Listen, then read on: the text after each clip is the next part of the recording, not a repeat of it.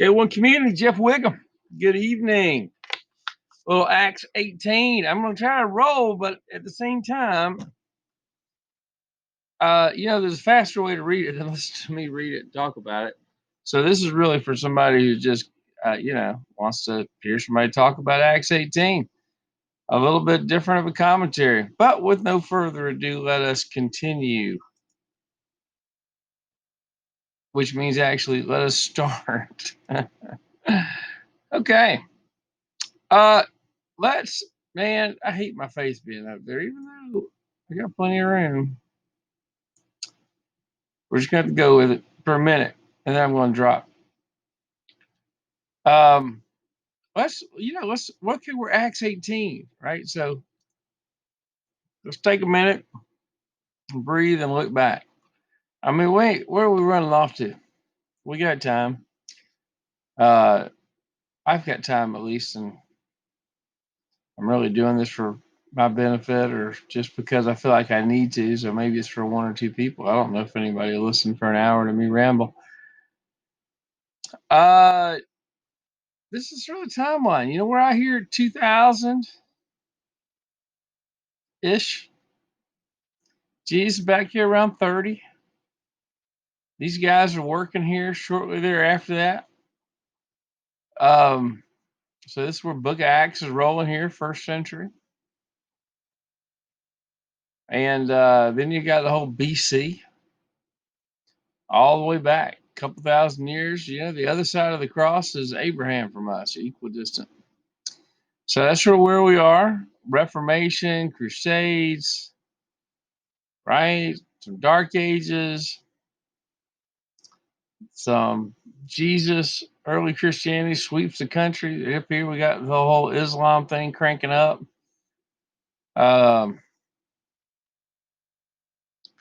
It's crazy out there.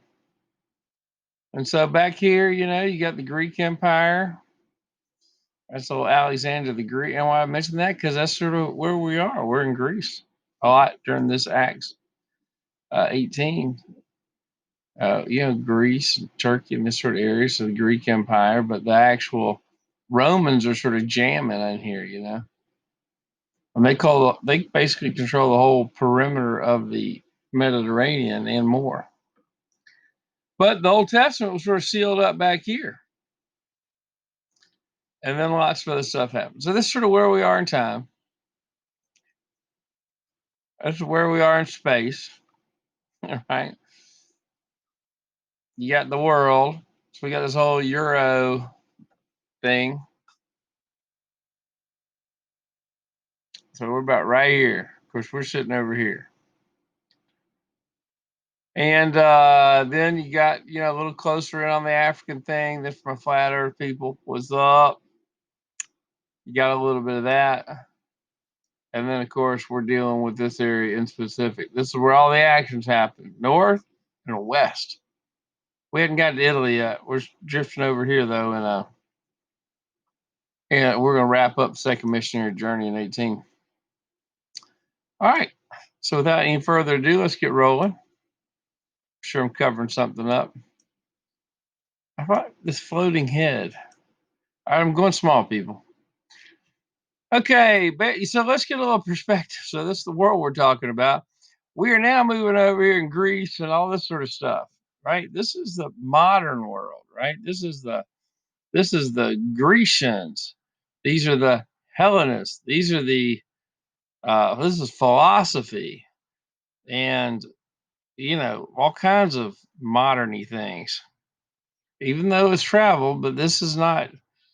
We're going to see a difference. We're talking coming out of the Mesopotamian area over here, like where Abraham came out of, right?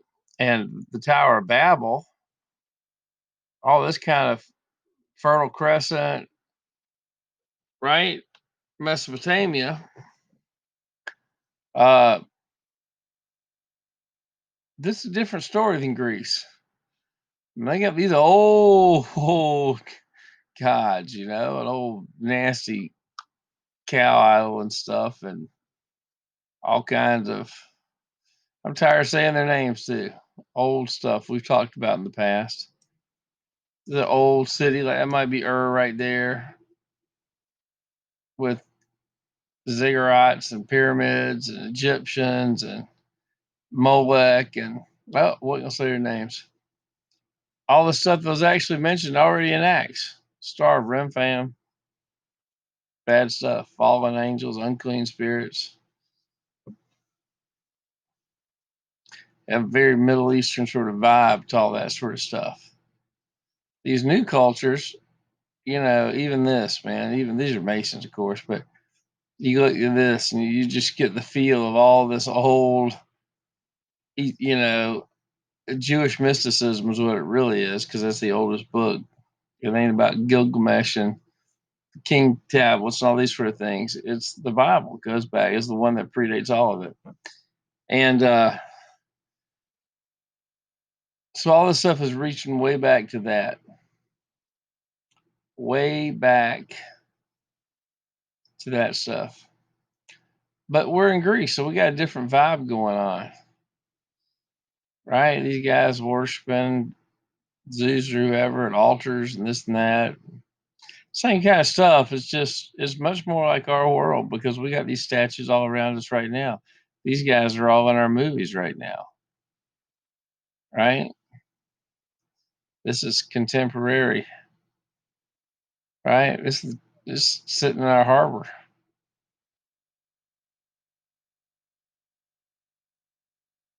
All these gods, demigods, whatever gods. That's actually like Homer. Uh, but this Greek world is a whole different story. I mean, in Greece, oh wait, that's here in our country. What's my point in telling you this? Okay, this is our modern world, people. Even our modern philosophers are pulling from these Greek philosophers, like Nietzsche, pulling from and Kant, pulling from Aristotle, heavily, etc. The Olympians, our whole way is like this. You can, but you get here and you really feel something that's a little older, right? So anyway, that's where we are in Acts. Let's not get lost. It's still the Bible story, even though this is, basically Jesus was as far ahead of Abraham as we are of Jesus. Okay, so context. Now let's get in 18 and roll. After these things, Paul departed from Athens and came to Corinth. Remember, man, Athens was like Mars Hill, and he was speaking to the unknown God and all kinds of stuff. And found a certain Jew named Aquila, born in this is Corinth, right? Remember, First, Second Corinthians. That's where Paul's fixing to say, "Hello, people." He found a certain Jew named Aquila, born in Pontus, lately come from Italy with his wife Priscilla, because that Claudius had commanded all Jews to depart from Rome and come unto them. Okay, so Aquila and his chick Priscilla are in Corinth because they had to leave Rome. Why? Because the Jews were being persecuted. They're booted out. They probably had to leave their business. They had to leave their house. They had to leave who knows what, family, friends. But they did because they were devout Jews, right? So here's where we are, Athens. This is the outline of Paul's second missionary journey, which he is. He's about halfway through the loop.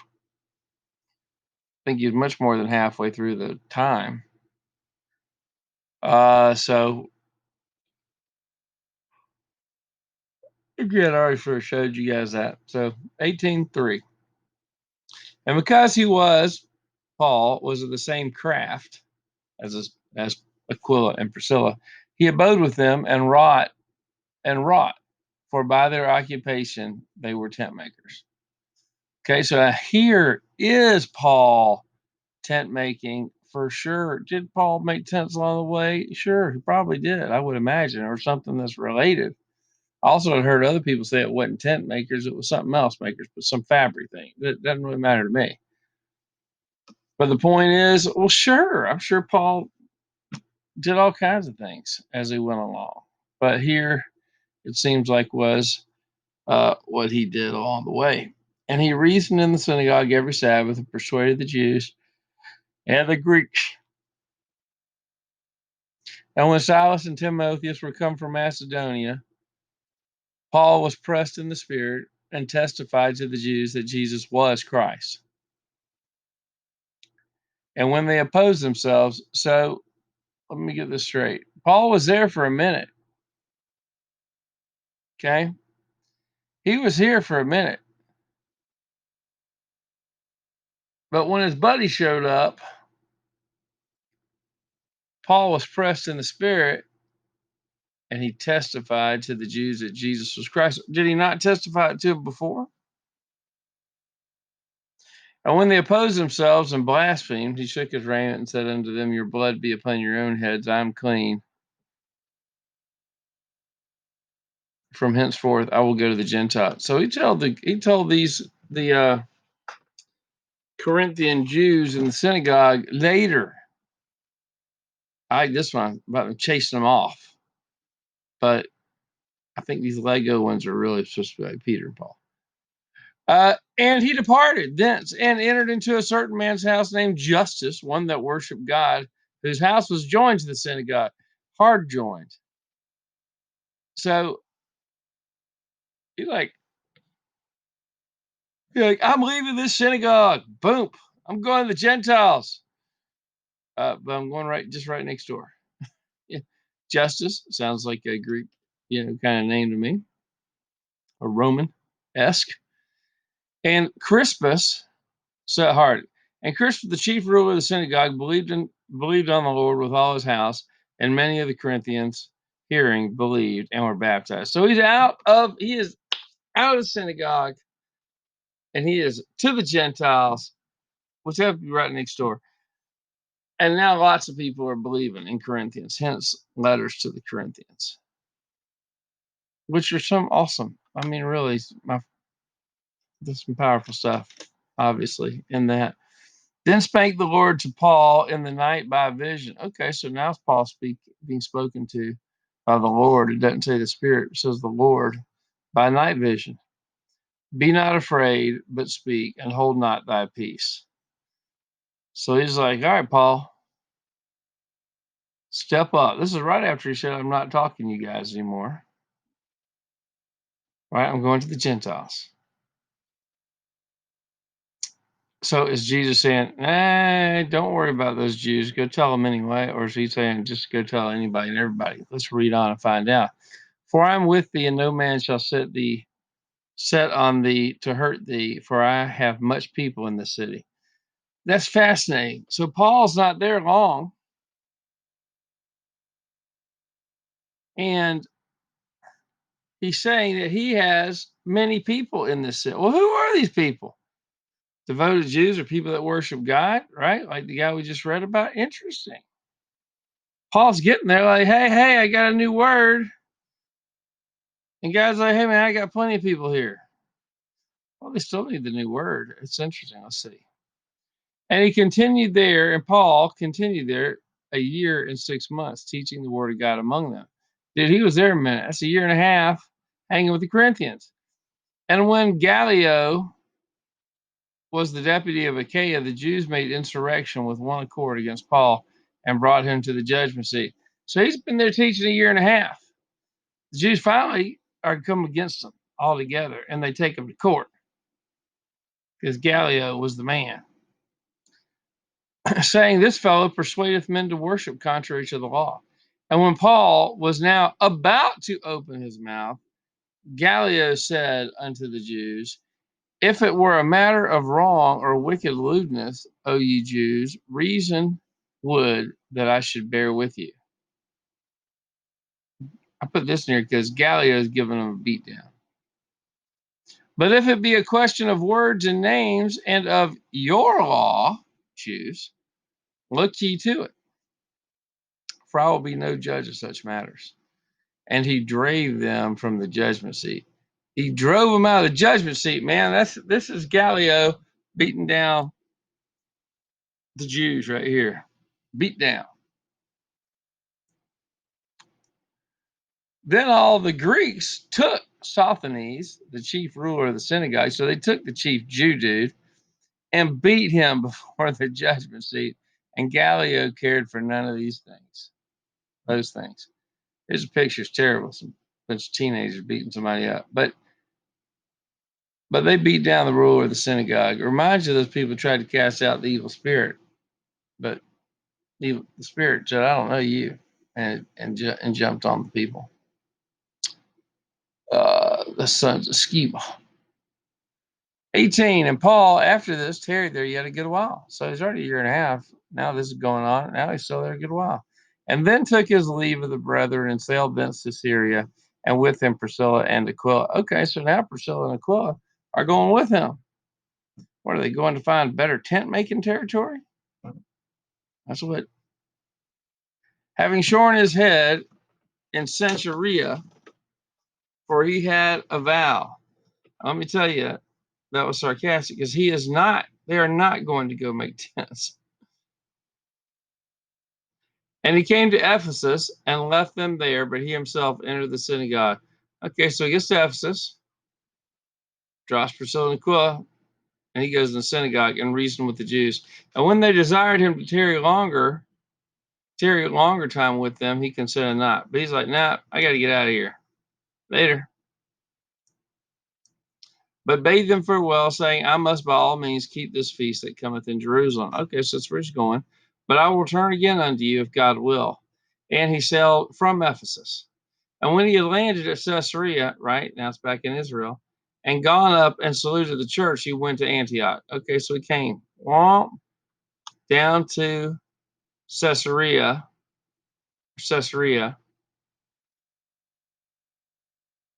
and then had gone up and saluted the church. That means saluting means hello, salutation, what's up? Went and saw the church. So this isn't like one day and then the next day he goes. He did go do that, what he said. And he had shorn his head because he had a vow. So it's something about this whole feast thing that Paul's still doing here. And so he did it. And thus ended his second missionary journey. That's why it says he went down to Antioch, which anything away from Jerusalem is down. So then he just cruised here by himself, I guess. But probably not. Probably Silas or his entourage. Who knows what's happening now? And after he had spent some time there, he departed and went over all the country of Galatia and Phrygia in order to strengthen all the disciples. So see how much territory we're covering here. So he came back. This is the third. He's starting on the third journey. So he was way over here within this chapter. He's like here trouble here, stays here, and then boom over here to Ephesus and hangs there for a while. And then bails and comes down here, then goes here, then comes up here, and now he's starting again. All in one chapter, man. We're covering a lot of, the clock is spinning fast in chapter 18. Covering a lot of territory. A lot of time is happening. So now he departed and went over all the lands of Galatia and Phrygia, or Phrygia, which I think this is the Phrygia part, but I might be missing that. But he's up in here. This Cilicia and Phrygia thing, I'm thinking this is connected. But either way, we see his line where he's going now. He's out the door and cruising. And we're not getting any play-by-play. We're not getting any talking thing. Here's how his church was doing. He got chased by the Jews. Oh, man, now it's the Galatians, pagans that are chasing around. We're not hearing any of that. It's just click, click, click. Years gone by. Verse 24, and certain Jew named Apollos. Okay, so here's the next part of the story. This is an important part of the story. So Paul is all about Paul. But now anyway, you're going to read it. And a certain Jew named Apollos, born at Alexandria, an eloquent man and mighty in the scriptures, came to Ephesus. He's from Alexandria, northern Africa. He came up here, right? Ephesus, here. What's important about Ephesus? Well, guess what? Patmos, or Patmos is here. This is the churches of the Revelations. This is churches of Revelation. All right. So Apollo's right in here. We know in Corinthians that one part of the church is that I follow something. I follow Paul. Some says I follow Apollos. Some says I follow the Christ. Divisions, right? Paul had to, on this next trip he's on, was going to put him down. The point is, this is where all this is happening. We got a big part of the story going on here. Apollos came to Ephesus. This is an example of church history too, because and as the church goes forward in the next millennia, you got big parts of it are the Alexandria church, the Antioch church, the Byzantium church, right? Constantinople in time, right? So Paul's coming out of Antioch. Apollos coming out of Alexandria. So we got other big time players that are being mentioned here. This man was instructed in the way of the Lord, and being fervent in spirit, he spake and taught diligently the things of the Lord, knowing only the baptism of John. Begs the question, who taught him? Somebody taught him. Guess what? All the other apostles weren't just hanging in Jerusalem. Those other apostles are hitting the streets too. All right, they're going out. The word's going out, and other disciples, missionaries are going out. So he knew all about Jesus, but he only knew of the baptism of John, which means he didn't understand the baptism of the Holy Spirit. This is interesting. This brings a lot of questions up, but we're not going to do it in this conversation. And he began to speak boldly in the synagogue. Boldly, by the way, is generally, I think, oftentimes a talking about boldly with the Spirit. Okay, so he began to speak boldly in the synagogue, whom, when Aquila and Priscilla, remember them, had heard, they took him unto them and expounded unto him the way of God more perfectly. So you know what Aquila and Priscilla are? They are teachers, pastors, preachers, something.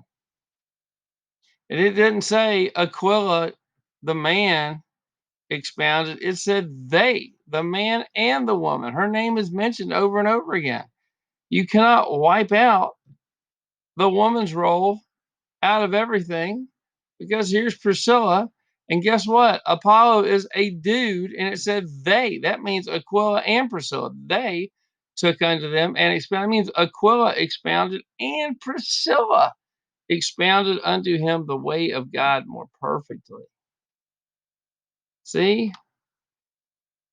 Dan, here's the substance of Paul's true position on it. We don't have to interpret all the stuff in the church against our popular culture of what we think is uh, just, social justice these days, right? Paul, the book tells us. And when he was disposed to pass into Achaia, the brethren wrote, that's across the Aegean Sea into Greece. The brethren wrote, exhorting the disciples to receive him, who, when he was come, helped them much which had believed through grace. For he mightily convinced the Jews, and that publicly showing by the scriptures that Jesus was Christ. So they backed him up, sent him, and he mightily convinced the Jews, right? Showing the scriptures. That what's the bottom line? Jesus was Christ. All right. That is the end of 18. So you're seeing a lot of emphasis over here. Even when Paul goes back, they cover it in a minute. When he leaves Ephesus, he's like, okay, he goes to Caesarea, then he goes up to the city, then he goes back in like one sentence, 2 verses. And then he goes back up to Antioch. And then Paul decides to get on the road again and go back up this way, right? Back towards Galatia, which is Asia Minor, right? This is Asia Minor area. So here comes Paul to the frontier. This is the frontier. This is the push. This is coming out of the ancient world, right? It's coming out of the ancient world, which is east of here and east. It's coming into the modern world, the Gentile world. That's all 18 is. A couple introductions and a little bit of mobility. So, all right, I'm not going to make it any longer than it needs to be. Lord, write these things in our heart and help us understand. And I'll see you guys in chapter 19. I mean, we're going to run out of chapters soon. God bless.